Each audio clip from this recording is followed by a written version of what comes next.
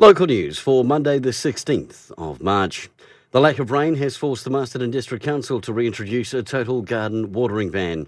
Manager Assets and Infrastructure David Hodman said the council appreciated the conservation efforts of residents rather. We want to thank people for saving water. We know it's a difficult and frustrating time for gardeners in particular, and we share the frustration with the lack of rain. The council is spending $1.6 million a year on the renewal of water mains. Planning for Anzac Day at Tanui is complete and promises to be again an impressive event.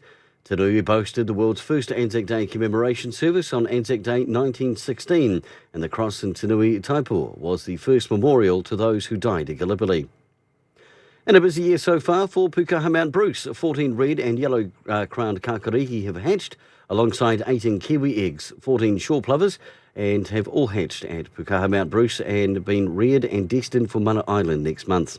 And Red Star are the Bidwell Cup cricket champions, comfortably beating Lansdowne at the weekend. And in rugby, Gladstone will host Marist tonight in a pre-season fixture under lights at 6:30. For local news and sport, kia ora, I'm Brent Gare.